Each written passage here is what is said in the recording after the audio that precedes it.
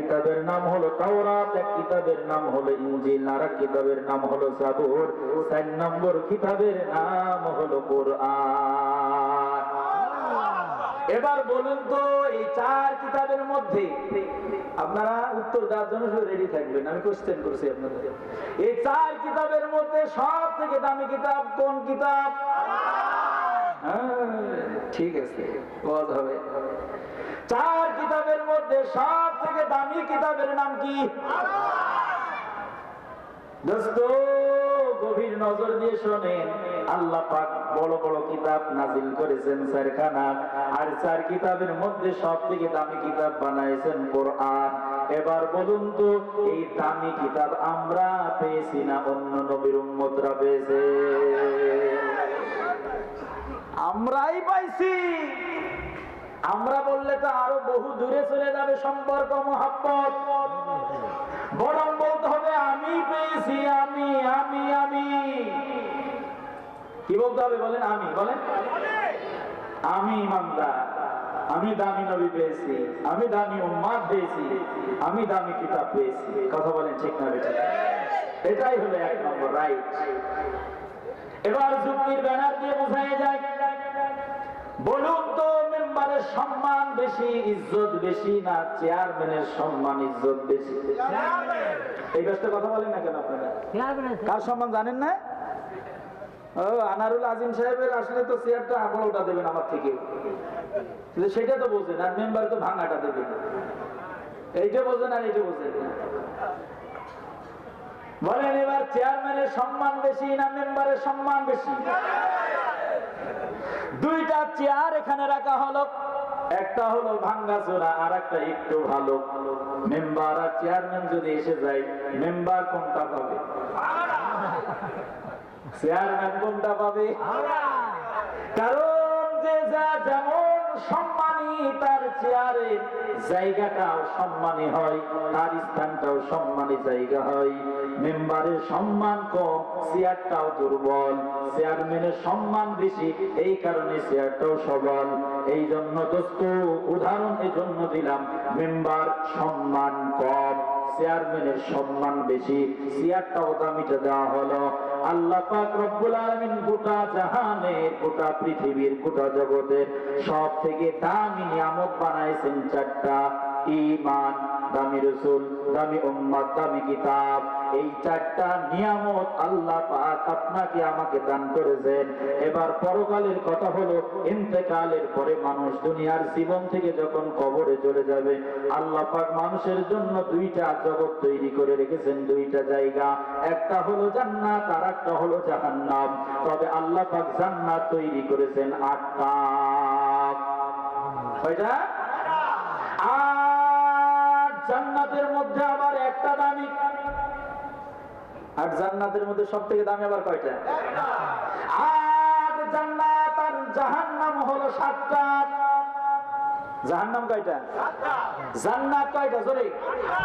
জান্নাত হলো 8টা, জাহান্নাম হলো 7টা। একটু আপনাদেরকে সহজে বোঝায় যায়, কবিতা আকারে বলে যায়, সারা জীবন আপনাদের মুখস্থ থাকবে যদি একটু খেয়াল করে শোনে। আল্লাহ বড়, আল্লাহ বড়, রোজানা 2 তালিম করো, 3 ফরজে গোসল করো, 4 ফরজে উযু করো, 5 ওয়াক্ত নামাজ পড়ো, 6 উসুলে বয়ান করো, 7 দোজখ ভয়ঙ্কর, 8 বেহেশত আমার মালিকের ঘর, মুসলমান আমার নাম, আল্লাহর হুকুম মদিনা ওয়ালা, নবীর তরিকায় চলা আমার কাম, নেক আমল হবে আপনার আমার গাড়ি, জান্নাত হবে আপনার আমার বাড়ি। জোরে জোরে হাত তুলে বলেন মারহাবা। আল্লাহ বড় না ছোট? মহান। আল্লাহ বড়, আল্লাহ বড়। রোজানা 2টা তালিম করো। একটা ঘরের মধ্যে তালিম করবেন না, আর একটা মসজিদের ভিতরে তালিম করবেন।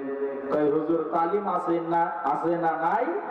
কয় তালিম আছে মানে মসজিদে তালিম না থাকলেও ঘরে তালিম আছে। 5 ওয়াক্ত তালিম করে। কয়েকটা তালিম করে? 5 ওয়াক্ত তালিম করে। ফজরে ঘুম থেকে উঠানোর পরেই ভলম মুড়ি দিয়ে তালিম শুরু হয়। আছে না নাই? শয়তানের বাক্স স্টার জলসা খুলে দিয়ে, জি বাংলা খুলে দিয়ে, স্টার বিলাস আর জি বিলাস খুলে দিয়ে শয়তানের ধুমধারি কাগান ঘরের মধ্যে এই তালিম আছে না না? ওয়াজ বেটে খাওয়াইলে কি হবে? শয়তানের বাক্স ঘরের থেকে নামাও। ওয়াজ করতেছে গুয়ে মাছের সামনে, পায়খানা রেখে দিয়ে গুয়ে মাছের ওয়াজ করছে, খবরদার এখানে বসবি না। বলেন গুয়ে মাছে কি শুনবে? ভাইরা আমার, তার বলতেছিলাম আল্লাহ বড়, আল্লাহ বড়।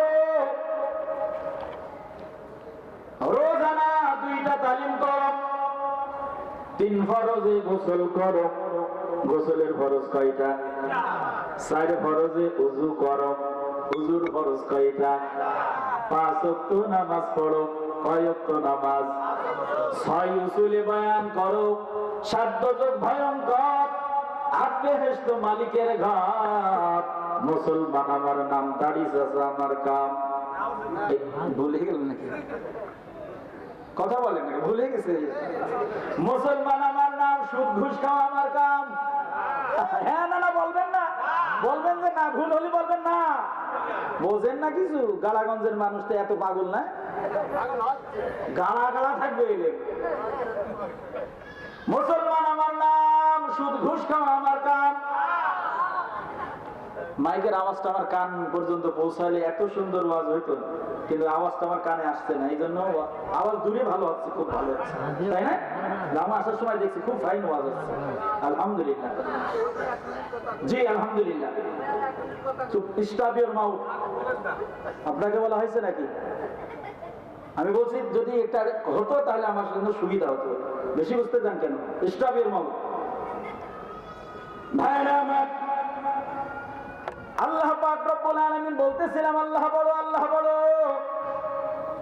রোজানা 2টা তালিম করো, 3 ফরজে গোসল করো, 4 ফরজে উযু করো, 5 ওয়াক্ত নামাজ পড়ো, 6 উসুলে বয়ান করো, 7 দজক ভয়ঙ্কর, 8 বেহেশত মালিকের ঘর। মুসলমান আমার নাম, মদিনাওয়ালা নবীর তরিকায় চলা আমার কাম। জোরে জোরে বলেন ঠিক না বেঠে? ভেসে আসে না বেটা আমার বাড়ি ঝিনাইদহ, কি মনে করেছে? মুসলমান আমার নাম, আল্লাহর হুকুম, নবীর তরিকায় চলা আমার কাম। নেক আমল হবে আপনার আমার গাড়ি, জান্নাত হবে আপনার আমার বাড়ি। ও ভাই চলো তাড়াতাড়ি, এবার জোরে বলেন মারহাবা। এই 8 জান্নাতের মধ্যে আল্লাহ পাক সবথেকে জান্নাত দামি যেটা তৈরি করেছে, সবই দামি। দামির মধ্যে আমার বেশি দামি হলো জান্নাতুল ফেরদাউস। সবথেকে দামি জান্নাতের নাম কি? তাহলে এদিকে ঈমান দামি, নবী পাইলাম দামি, উম্মত হইলাম দামি, কিতাবও পাইলাম দামি। এবার বিচার করে জান্নাতটা আমাদের দামিটা হবে না বেদামি? বিচার আপনাদের হাতে ছেড়ে দিলাম। তো সব জায়গায় যেহেতু দামি দিয়েছে, তাহলে অবশ্যই অবশ্যই দামি জান্নাত আল্লাহ আমাদের জন্যই তৈরি করে রেখেছে। কথা বলে ঠিক না? কারণ যদি দেখি ভাব ভালো না আখিরাতে, হাসরের ময়দানে ভাব যদি দেখি আল্লাহ জান্নাতুল ফেরদাউস না দিয়ে বলছে শেষ নবীর উম্মতরা তোমরা জান্নাতুল মাওয়ায় যাও, জান্নাতুল আদমে যাও, জান্নাতুল খুলদে যাও, আমরা স্লোগান তোলা শুরু করব, মানি না, মানব না, মানতে পারি না, আল্লাহ নবীজি রহমান না। কি বলেন আপনি? ঈমান দিয়েছেন দামি, নবী দিয়েছেন দামি, কিতাব দিয়েছেন দামি, উম্মত বানাইছেন দামি, আর জান্নাত দেবেন বেদামিটা? এটা হতে পারে না। অবশ্যই আল্লাহ পাক আপনাকে আমাকে সবথেকে দামি জান্নাত দান করবে, কোনো টেনশন নাই। আল্লাহ পাক এই জামানায় নিয়ে আসছেন এজন্য যে আল্লাহ পাক আপনাকে আমাকে দামি জান্নাত দেবেন। সুবহানাল্লাহ। ওই দামি জান্নাত যদি আল্লাহ পাক আপনাকে আমাকে দিয়ে দেন, আমরা খুশি হব না বেজার? কারা কারা বেজার হবেন হাত তুলে? 1 2 3, এই 3 জন বলে বেজার। তাই বুঝতে পারে নাই? ও আমি কি নোয়াখাইলা যে বুঝতে পারেন না? আমার বাড়িতে চিনে দেয়। ভাইরা আমার, একটু মনোযোগ দিয়ে শুনতে হবে, একটু মনোযোগ দিয়ে শুনতে হবে। 3 জিনিস বেশি দিন ঠেকে না। কয় জিনিস? 1 নম্বর ব্রেক ছাড়া গাড়ি, 2 নম্বর নদীর কূলে বাড়ি, আর 3 নম্বর হলো পর্দা ছাড়া নারী। পর্দা ছাড়া নারী আছে আশেপাশে? এই এলাকায় আছে তো নাকি? শহরে বাজারে দেখো নারীদের ঢল, পর্দাবিহীন তারা করে ঝলমল, অন্যকে তার দিকে আশিক বানাই, দেশটা আজি ধ্বংস নারীর বেপরদায়। 2 পাগল গেছে যমুনা ব্রিজের নিচে, বর্তমান পর্দা সেতু, এখন উল্টিয়ে পড়ে যাচ্ছে দুইজন। হাই রে বাপ রে বাপ, কি ব্রিজে কে বানাইছে? সরকারে জানাস না? আল্লাহু আকবার, তাহলে সরকারের কমপক্ষে 20,000 টাকা লেগেছে। এত বড় ব্রিজ কমপক্ষে 20,000 টাকা লেগেছে। আর এক পাগল ওরে দিয়েছে লাথি। পাগল কোথাকার, 20,000 টাকায় হয়? কমপক্ষে 30,000 টাকা লেগেছে। একটা ইটের দাবি তো 30,000। কথা বলেন না কেন? যে কোন আসলে ওদের উদ্দেশ্য ছিল যমুনা ব্রিজ বা পদ্মা সেতু প্রশংসা করা, বদনাম করা, কিন্তু কিনা উদ্দেশ্য নাই। কিন্তু কি কথা বললে যে সম্মান বাড়বে, এই এলেম আর যোগ্যতা ওদের কি নাই। আমাদের অবস্থা তাই হয়েছে। আমি মাইকের প্রশংসা করছি ভাই, যে খুব সুন্দর আওয়াজ, যে দূরে খুব ভালো হচ্ছে, কিন্তু মাইকের এই আওয়াজটা যে আমার কাছে হয়তো একটু ভালো হতো, এইটা যে ওনার প্রশংসা, এইটাই উনি বোঝে নাই। কথা বোঝেন নাই, রাগ করার কোনো বিষয় নেই। ভাইরা আমার, ভাই বুঝতে পেরেছি। আল্লাহ পাক রব্বুল আলামিন 4 নিয়ামত দিয়েছেন। কয় নিয়ামত? 1 নম্বর নিয়ামত হলো ঈমান, 2 নম্বর নিয়ামত হলো দামি রাসূল দিয়েছেন, 3 নম্বর দামি উম্মত বানাইছেন, 4 নম্বর দামি কিতাব দিয়েছেন। কেন কেন কেন কেন কেন কেন? এর উত্তর হলো দামি জান্নাতের মেহমান আল্লাহ আপনাকে আমাকে বানাইবেন, এই জন্য দামি নিয়ামত দান করে দিয়েছেন। সুবহানাল্লাহ।